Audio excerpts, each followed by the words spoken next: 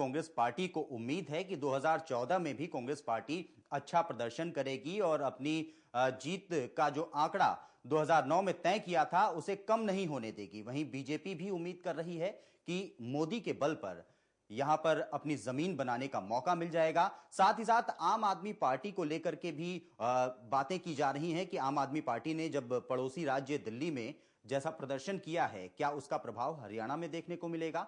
उम्मीदें इनेलो को भी हैं। ओम प्रकाश चौटाला भले ही जेल में हैं, लेकिन पार्टी ने उम्मीदें नहीं छोड़ी हैं।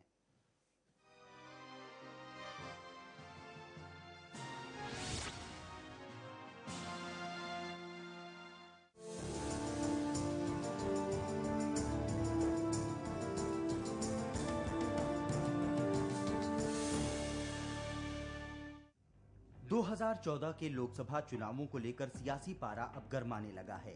इसी कड़ी में दिल्ली के पड़ोसी हरियाणा पर भी सबकी निगाहें इस बात को लेकर गड़ी हुई हैं कि इस बार लोकसभा चुनावों में बदलते सियासी समीकरण कांग्रेस के गढ़ में क्या कुछ प्रभाव डालते हैं। कांग्रेस का गढ़ इसलिए क्योंकि 2009 के लोकसभा चुनावों में कांग्रेस ने हरियाणा की 10 में से 9 सीटों पर जीत हासिल की थी।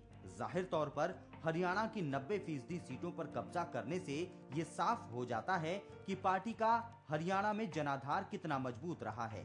एक नजर डालेंगे हरियाणा में लोकसभा की सभी 10 सीटों पर, जिनके 2009 के परिणामों ने कांग्रेस के उत्साह को 7वें आसमान पर पहुंचा दिया था।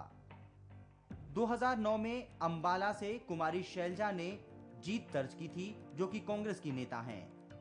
कुरुक्षेत्र से नवीन जिंदल ने कांग्रेस के टिकट पर जीत हासिल की थी। हरियाणा में कांग्रेस के बड़े नेताओं में से एक अशोक तंवर ने सिरसा से जीत हासिल की थी। वहीं कांग्रेस के अरविंद कुमार शर्मा ने करनाल से जीत हासिल की। सोनीपत में जितेंद्र सिंह मलिक ने कांग्रेस के टिकट पर जीत हासिल की थी। उधर सीएम के बेटे दीपेंद्र हुड्डा ने रोहतक लोकसभा सीट से जीत दर्ज की। भिवानी महेंद्रगढ़ में श्रुति चौधरी, जो कि कांग्रेस की प्रत्याशी थी, उन्होंने जीत दर्ज की थी। और गुड़गांव में राव इंद्रजीत सिंह कांग्रेस के सांसद बने। फरीदाबाद से अवतार सिंह भड़ाना ने जीत दर्ज की थी। इन चुनावों में केवल हिसार की एक सीट ही किसी दूसरे के हाथ लगी, जिस पर 2011 में उपचुनाव में हजका के कुलदीप बिश्नोई ने कब्जा किया। लेकिन बदलते सियासी समीकरण, कांग्रेस की अंदरूनी गुटबाजी और कार्यकर्ताओं से लेकर बड़े नेताओं तक में अपनी पार्टी को लेकर पनपता असंतोष 2014 में कांग्रेस के लिए बड़ा सिरदर्द बन गया है। कांग्रेस के कई नेताओं ने अपनी ही पार्टी की राज्य सरकार को लेकर सवाल उठाने शुरू कर दिए हैं। साथ ही कई बड़े चेहरे भी पार्टी का दामन छोड़ चुके हैं। ऐसे में इस बार के चुनावों में पिछले चुनावों की खुशफहमी को लेकर चलना कांग्रेस के लिए सही नहीं होगा। दूसरे दलों की बात करें तो हरियाणा में दूसरे नंबर पर इनेलो का नाम आता है। हालांकि कई कांग्रेस नेता इनेलो के साथ आ गए हैं, लेकिन पार्टी के मुखिया का भ्रष्टाचार के एक मामले में सजा पाकर जेल जाना पार्टी को चुनावों में भी पूरी तरह से प्रभावित कर सकता है। वहीं बीजेपी का हरियाणा में कोई खास जनाधार नहीं रहा है। आमतौर पर बीजेपी के लिए हरियाणा में संभावनाएं पहले भी ना के बराबर रही हैं, लेकिन मोदी के नाम पर हरियाणा में बीजेपी चुनाव के दौरान अच्छा प्रदर्शन करने की उम्मीद लगाए बैठी है। साथ ही बीजेपी के पास हजका का साथ भी है। देखना होगा कि ये साथ क्या पार्टी को पैर फैलाने के लिए हरियाणा में जमीन देता है या नहीं। इसी कड़ी में इन चुनावों के लिए एक नई चुनौती का सामना इन सभी दलों को करना है। जी हाँ, ये चुनौती है आम आदमी पार्टी की। दिल्ली में कांग्रेस को दिन में तारे दिखाने का काम करने के बाद आप भी लोकसभा चुनावों में हरियाणा पर फोकस करने की तैयारी कर रही है। आम आदमी पार्टी के कई बड़े चेहरे भी हरियाणा की सरजमीन से ताल्लुक रखते हैं। जाहिर है, आपने अगर दिल्ली वाला करिश्मा यहां भी कर दिखाया तो कईयों का खेल बिगड़ सकता है। न्यूज डेस्क, खबर फास्ट।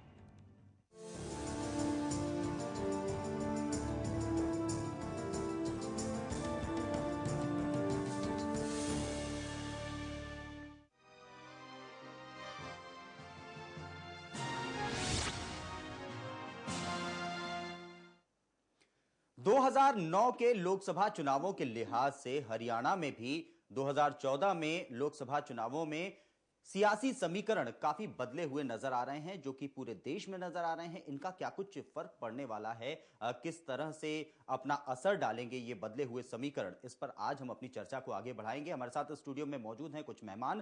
कांग्रेस से कृष्णमूर्ति हुड्डा साहब और साथ ही साथ बीजेपी से राजबाला सिंह जी हमारे साथ मौजूद हैं। आप दोनों लोगों का बहुत बहुत स्वागत है। हुड्डा साहब, पहले सवाल के साथ आपके पास आएंगे और पूछना चाहेंगे आपसे कि जिस तरह से 2009 में कांग्रेस ने सीना चौड़ा करके परिणाम दिखाए थे, क्या सीना चौड़ा 2014 में भी रहने वाला है? उम्मीद है आपको? देखिए, 2009 नहीं, 2004 में भी हमने 10 में से 9 सीटें जीती थी जी, और 2009 में भी 10 में से 9 सीटें जीती थी जी।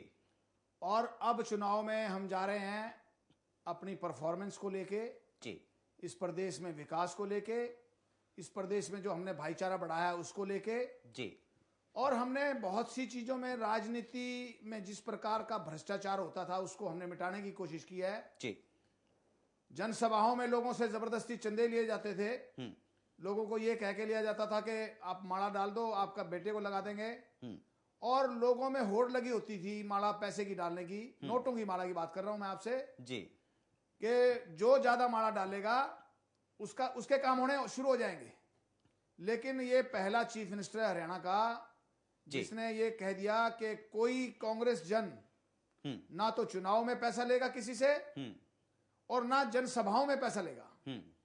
और इससे आम गरीब लोगों को, जो गरीब आदमी कोई अपनी भैंस बेच के माला डालता था, कोई उधार लेके माला डालता था, कोई कर्जे पे लेके माला डालता था जी, तो ये सिस्टम जो भूपेंद्र सिंह हुड्डा ने खत्म किया है उसका बड़ा अच्छा मैसेज गया है। और सबसे दूसरी बात जो सबसे बड़ी हमने की है कि रैलियों में जबरदस्ती पुलिस गाड़ियां पकड़ती थी, ट्रक पकड़ते थे, बसें पकड़ते थे, जीपें पकड़ते थे। एक गरीब आदमी जो सुबह शाम की रोटी जीप पे जिसकी निर्भर होती थी, वो 3-3, 4-4 दिन पहले जीप थाने में जमा हो जाती थी। वो 9 साल से, पिछले 9 साल से ये सारी चीजें खत्म है। ना किसी के साथ जोर जबरदस्ती होती और ना किसी की जीप पकड़ी जाती, ना किसी की बस पकड़ी जाती। जनसभाओं में वर्कर खुद अपने पैसे से। तो कुल मिलाकर वोटर आपका खुश है, हरियाणा की जनता आपसे खुश है, आपका कहना तो है? मेरा ये कहने का मतलब है कि सबसे बड़ी चीज जो हमने जो विकास कराया है वो अपने आप में अभूतपूर्व है। जब हमारी सरकार आई तो 2000 करोड़ का बजट था जी, आज 30,000 करोड़ का बजट है। आप अंदाजा लगाओ कि ये हरियाणा का चीफ मिनिस्टर हरियाणा को कहां से कहां ले गया। बिल्कुल राजबाला जी, बीजेपी के पास हरियाणा में कोई बड़ा जनाधार लोकसभा विधानसभा के हिसाब से पहले भी नहीं रहा है और बीजेपी भी लगातार दावा कर रही है कि इस बार हरियाणा के लोकसभा चुनाव में काफी अच्छा प्रदर्शन करने जा रही है। किस आधार पर? देखिए, आप जो 99 में हमारा चुनाव हुआ था, आप कैसे कह सकते कि हरियाणा में बीजेपी का जनाधार नहीं है? जी, कहीं ना थोड़ा बहुत हम लोग कमजोर रहे हैं, लेकिन इस बार अगर आप देखेंगे तो हरियाणा में मेरे हिसाब से हमारी 10 की 10 सीटें हमारी आने वाली हैं। मोदी जी जैसा नेतृत्व और किसी पार्टी के पास पूरे देश में नहीं है, क्योंकि मोदी जी और भारतीय जनता पार्टी का जो कैडर है, जो संस्कारित एक कार्यकर्ता है, अब वो कार्यकर्ता बहुत सक्रिय है और बहुत पॉजिटिव मानसिकता के साथ हरियाणा में मोदी जी की जो लहर है, आप जाइए किसी भी गांव में जाइए। और एक तो ये हमारा एक विषय है ही कि नेतृत्व जो हमारा मोदी जी जैसे नेता किसी के पास नहीं। उसके अलावा कांग्रेस से बहुत लोग परेशान हो चुके हैं। आप सब जानते कि भ्रष्टाचार, कांग्रेस में भ्रष्टाचार तो मुद्दा ही नहीं था। यहाँ ये था कि कौन सा घोटाला छोटा और कौन सा घोटाला बड़ा। हमेशा इस बात पर डिस्कशन रहा, ये डिस्कशन नहीं रहा कि भ्रष्टाचार हुआ या नहीं हुआ, लेकिन ये छोटा घोटाला हुआ, ये इतने 1000 करोड़ का है, इसको इतने 1000 का क्यों बताया जा रहा है?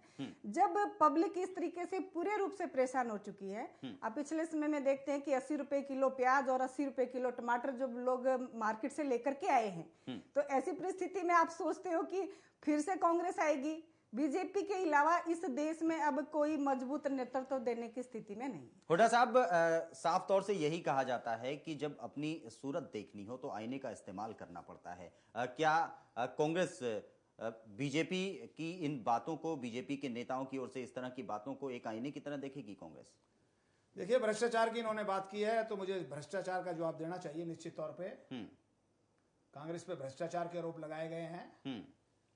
बीजेपी का राष्ट्रीय अध्यक्ष बंगारू लक्ष्मण जी पूरे देश ने उसको 1 लाख रुपए रिश्वत लेते देखा जी, और उसके बाद उनकी 2 साल की सजा हुई, वो जेल काट के आए। 1 इनका मिनिस्टर था दिलीप सिंह जूदेव, केंद्र में मंत्री था, वो सरेआम रिश्वत लेते, उसने कहा कि पैसा भगवान तो नहीं है लेकिन भगवान से कम भी नहीं है। तो आज अगर बीजेपी हमारे पे लांछन लगा रही है, भ्रष्टाचार के हमारे पे आरोप लगा रही है, तो इनको अपने गिरबान में झांकना चाहिए। आज दिल्ली में जो इनकी हार हुई है वो दिल्ली म्युनिसिपल कॉर्पोरेशन है उसके भ्रष्टाचार की वजह से हुई है, क्योंकि पिछले 10 साल से बीजेपी का शासन है दिल्ली म्युनिसिपल कॉर्पोरेशन में। तो जहां भ्रष्टाचार की इस प्रकार की अगर कोई बात करे तो मैं तो कहता हूं उनको खुद अपने आप में देखना चाहिए। तो हुड्डा साहब क्या कहां खड़े हैं? दिल्ली जैसा जनादेश हरियाणा में भी आने जा रहा है। और मैं आगे जा रहा हूं इसी बात पे, आपकी बात को आगे बढ़ा रहा हूं। आपने ये भी चर्चा आपके उसके आ रहा है कि आप पार्टी जो आई है वो हरियाणा में बीजेपी कांग्रेस का खेल बिगाड़ सकती है जी। तो मैं समझता हूं कि आप जिस समय सत्ता में आई थी 28 दिसंबर को जी, तो बड़ी भारी हवा थी पूरे हरियाणा के अंदर और हरियाणा में इनके लाखों सदस्य भी बन गए जी। लेकिन एक 35 दिन के अंदर जो खेल पूरे देश ने आप पार्टी की सरकार का देखा है उससे जितना तेजी से उनका ग्राफ बढ़ा था उतनी तेजी से गिर गया। तो मैं नहीं समझता कि कांग्रेस के सामने कोई आप पार्टी को चुनौती है और हम अगला चुनाव अपनी परफॉर्मेंस के आधार पे हमने जो काम किया है, जो आम आदमी को सताया नहीं, पहली सरकारों में सताया जाता था। ओम प्रकाश चौटाला जी चीफ मिनिस्टर थे यहाँ। हुड्डा साहब क्या लगता है आपको कि इतने सालों में बीजेपी कांग्रेस का ग्राफ नहीं गिरा, उनकी छवि नहीं खराब हुई, आम आदमी पार्टी की 1 महीने में खराब हो जाएगी?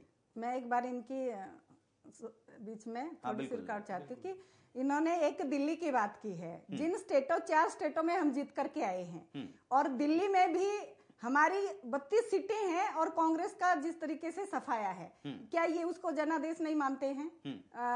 वहां की 15 साल से मुख्यमंत्री रही शीला दीक्षित जी का जो हाल हुआ वो पूरी जनता ने देखा है। उसके बावजूद भी कह रहे हैं कि हमारे जो घोटालों की बात, हमारे एक बहुत छोटे लेवल की बात करते हैं और जबकि इनके लाखों करोड़ों के आप शायद अनगिनत घोटाले हैं, अगर मैं गिनवाने लगूं तो बहुत लंबी लिस्ट होगी। इतने घोटालों के बावजूद भी ये लोग कह रहे हैं कि हमने बहुत साफ सुथरी या लोगों को सताया नहीं। लोग जब 80 रुपए किलो टमाटर लेकर के आए और उनके दिल में जो पीड़ा थी या उनको इतने समय तक, लंबे समय तक बिना प्याज के सब्जी खानी पड़ी, इन परिस्थितियों में ये लोग कह रहे हैं कि हमने बड़ी साफ सुथरी सरकार दी है, हमने बड़ा भ्रष्टाचार नहीं किया है। ये हम नहीं, हरियाणा की जनता बोलेगी। राजबाला जी, मुकाबला किसके बीच होगा हरियाणा में? हरियाणा में मुकाबला के तो अभी मुझे नहीं लगता कि कोई बीजेपी के सामने टिकने के लिए कोई भी पार्टी सक्षम आज के दिन रह गई है। हरियाणा में जो बीजेपी हजका का गठबंधन है वो एक तरफा गठबंधन और एक तरफी लहर है। आप जब नतीजे देखेंगे तो आपको पता चलेगा कि किस हद तक जो लोग सोच नहीं पा रहे हैं हरियाणा के, क्योंकि आप ग्रामीण क्षेत्र में जाइए, लोगों को किस हद तक मोदी जी के प्रति एक आस्था है, उनके एक ईमानदारी पर भरोसा है। हुड्डा जी आपके पास भी आएंगे और ये सवाल लेकर के आएंगे कि आखिर आपका कांग्रेस का मुख्य मुकाबला किसके साथ होने जा रहा है लोकसभा चुनावों में। लेकिन पहले यहां पर रुकेंगे एक छोटे से ब्रेक के लिए।